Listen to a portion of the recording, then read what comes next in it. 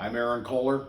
On today's episode of In the Shop, we're going to discuss some model engine building tips and tricks, and hopefully this will help a couple of the newbies or a couple of the new guys to the hobby that I've been talking to. This video is more for my friend Darren at Deez Workshop, D-E-E-Z Workshop. I'll put a description in the link below someplace. Deez is very new to the hobby. Deez is still straightening out some of the issues he's having with his lathe. He's got a real nice PM 725 or 725, 925, 720. He's got one of the smaller Precision Matthews mills with a DRO on it, nice little vise on it, and he's just started into the hobby. He's like, well, once I get the lathe straightened out, I wonder what I'm going to do next. So I had suggested model engine building. It's a pretty popular thing. Most of you guys out there that are watching this are watching it because you're model engine builders. And he's like, I don't know what I don't know. So I sent him some links to this, and I thought I would do a video format of some tips and tricks and hints and some tool making ideas that lend themselves well to the hobby. So once again, guys, please go follow Deez Workshop. Offer him tips and tricks and really encourage him to keep in the hobby. So first thing we ought to do is, if you have a set of drawings, print your drawings out. If you're study the drawings, know the drawings inside and out. Know how one part is going to work with the next part, how that part's going to work to the next part. If your dimensions are all in fractional, change them all to decimal. If your dimensions are brought off of every which way on here, pick one master reference and start redrawing, redimensioning so everything is off of one master reference. I like to take my drawings and put them in plastic sleeves, put them in a notebook. I can make notations on the plastic sleeve with erasable marker or a China pencil. If I get chips all over it, if I get oil all over it, if I put a greasy thumb on it, it doesn't spoil the drawing and I can still keep going. One of the other things you should do with your drawings is, if you alter a dimension that's going to impact another part on here, note that on your drawing now, so when you go to make the next part, they fit together. Enough of drawings. You study them, know them inside and out, redraw them if you need to, even if it's by hand. You will commit a lot of this valuable information. You'll store it away, and when it comes time to pull it up, it'll be right there. Study your drawings. This is Elmer's Scotty engine. It's a Scotch yoke engine. A Scotch yoke is simply a pin in a slot that turns reciprocating motion into rotary motion, or rotary into reciprocating, however you want to look at it. This engine was built twice scale, twice the size that Elmer built it when he published the book. This engine was built as a project as the entire machinist club, or not the entire club, but the challenge was put out to the entire club to build one of these. Build it half scale, build it full scale, build it twice scale. Let's see what all the differences are, and let's discuss what we did, and maybe we can help each other learn a little more about engine building. Probably the first place to start is the frame. You have to have some place to start. All your parts fit onto the frame. Let's start with the frame. All your dimensions for this type of engine are coming off of the bore for the crankshaft. Put this against your hard jaw. Call this the master reference, this the master reference. This little corner then becomes your master. Come down, find this. Find where you want the center of this feature. At this point, it can be this way a 16th, this way a 16th, this way a 16th. It doesn't matter. Just pick a spot. 0. Everything comes off of here. Put the bore in for the bearing. Don't worry about did you get it the right size the drawing says. You're going to make the bearing to fit. Move down. Put the spot drill for the air passage through the frame. That's not critical. Come back and pick up these 4 through holes. This particular has on the end. While this is still against the hard jaw, put this up in your vise. Drill and tap these. Once again, turn it over. While this is still against the hard jaw, spot drill for this feature. Pick a spot. Always use your master reference, flipping it as many times as you need to with that master against the hard jaw. Same thing for your cylinder. I put the cylinder in. I called this my master. This goes against the hard jaw. If the bore is this way or this way, it really doesn't matter, because when I flip it down to put this detail in, everything's going to be concentric. Everything's going to be in line. Pick one spot, call it the master reference. Put your bore in, lap your bore if possible at that point. If you're going to put a cap on it, put your bolt pattern in for your cap. This is against your hard jaw. You turn it down. You're still against the hard jaw. You're still on the center line. Then put the rest of your features in, staying on that center line. Everything, we want it to be on the same center so everything slides neatly together. I counterbored this for an O-ring. The O-ring will sandwich between the air passage and the frame and the cylinder. Cheap insurance. I opted to bore through, so I had to make a cap. It's very hard to see. The cap does have a slight undercut in it. Put a slight undercut where this boss meets this shoulder, so when you put the cap down on, it sets flat.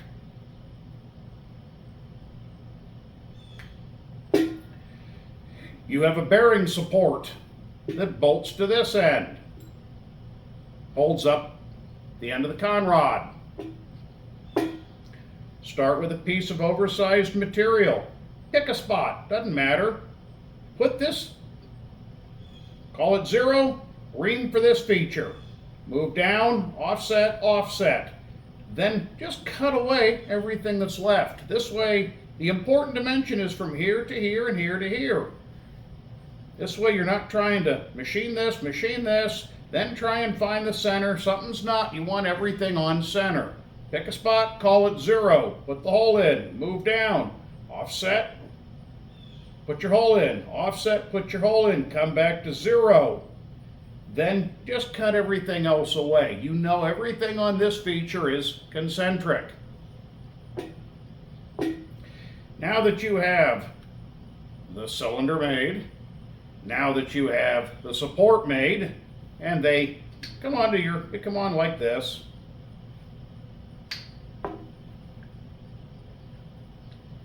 Time to make the piston. Let's just make the piston. The piston has a solid connecting rod. Take a piece of oversized whatever you're going to use for your piston. I'm using aluminum.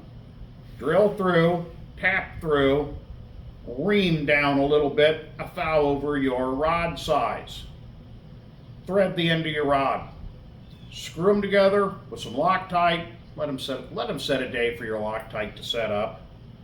Grab the rod in a collet, if at all possible. Grab the rod in a collet and turn the piston at this point.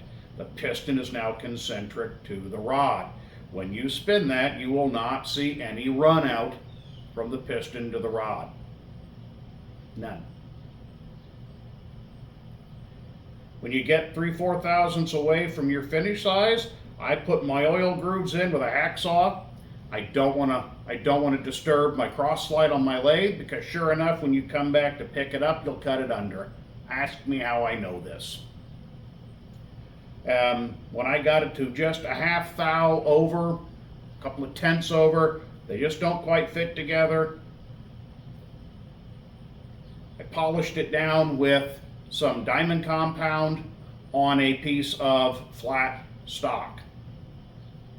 On the ends, You'll need to more than break them. You'll have to put some lead on them at a very shallow angle and then break the edge. That will allow that leading edge and trailing edge to traverse in and move back and forth freely. And when you install this, you have to oil it. I hope oil this, oil that. Make sure you oil all your sliding parts. Don't try and jam them together dry.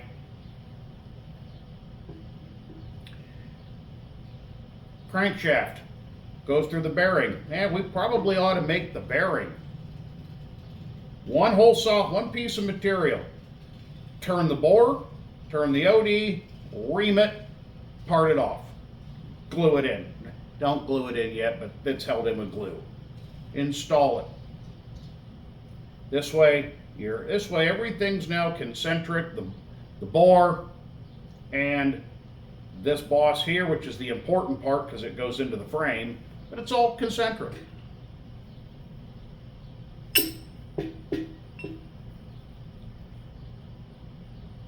Crank disc, crankshaft, same thing I did with the piston.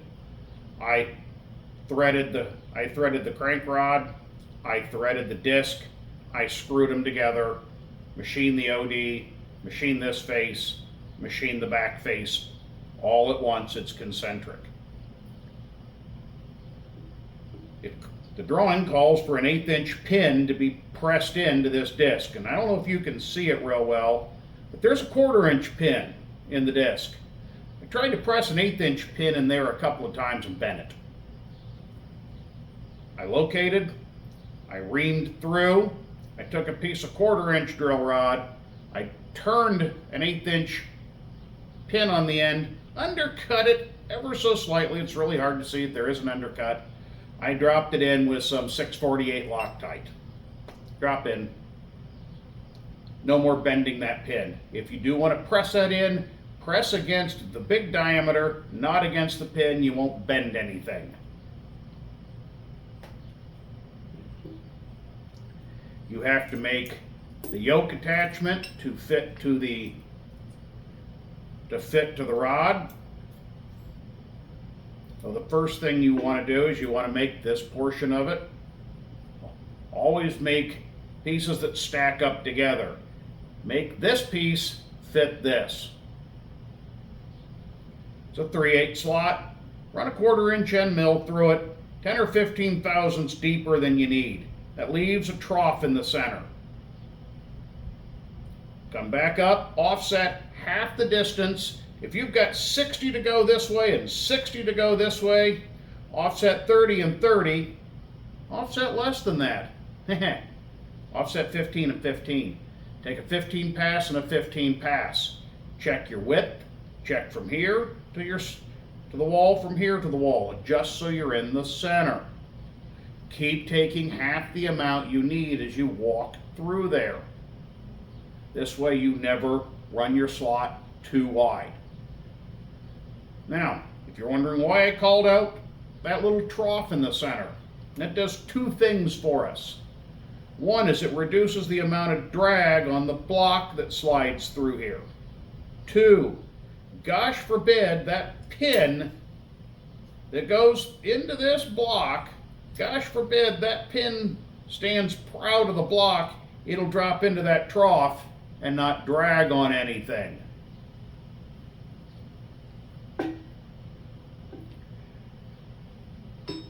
These little Mylar washers I found at the hardware store.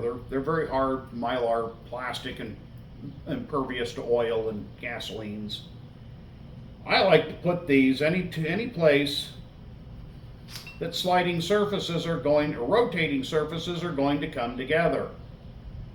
Oil on that side, oil on this side, pop it on. Now this becomes the bearing surface.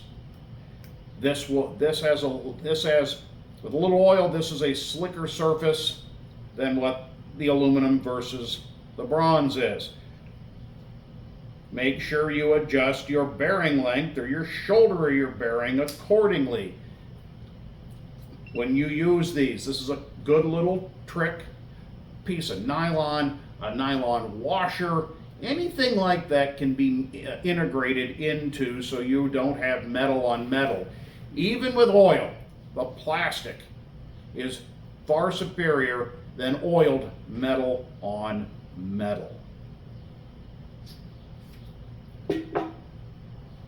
Cute little thing for doing flywheels. You'll find drops of cored bronze, large pieces of bronze with a big hole in it. You'll probably find these at your local scrapyard. Big machine shops will buy this stuff with a hole already through it and make bearings out of it. I took a piece of cored bronze and a piece of aluminum and glued the aluminum in with 648 Loctite. I love 648 Loctite. Now that you have your flywheel made,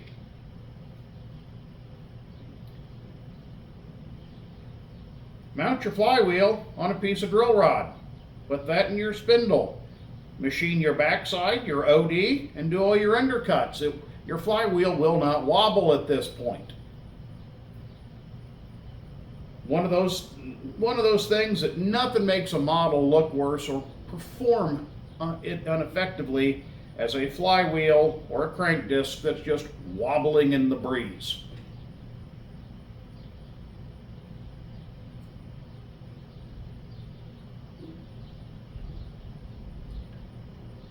I wanted to show you this little thing here.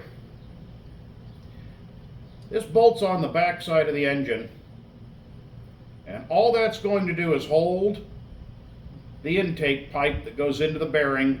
The valving is on the crank. There's an air passage back up through that lets air out through here and in.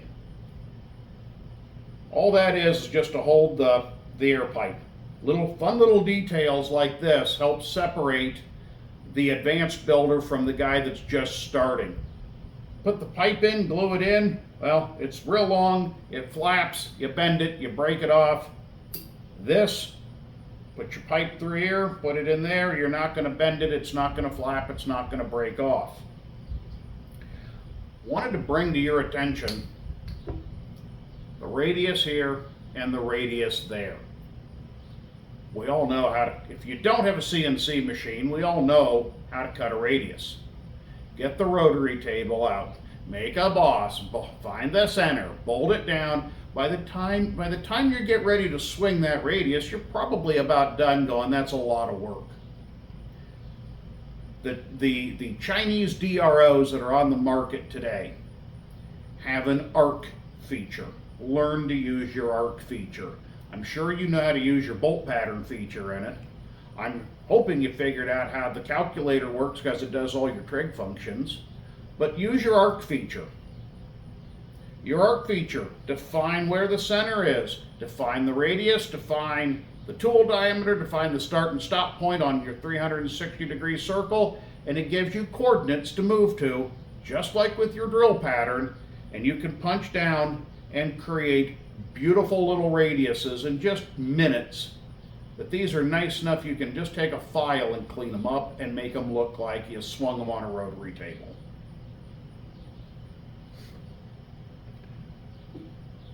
Probably nothing earth-shattering here, but I think this is good, valuable information for the beginner. Maybe this is valuable information for the intermediate guy. Once again, guys, go to Dees, D-E-E-Z Workshop. There'll be a link below. Go to Dees' channel. Give him all the support. Give him all the encouragement that he needs to keep with this. I'd like to see as many people back in the hobby, and I think Dees has what it takes. I'm Aaron Kohler. Thank you for watching today's In the Shop.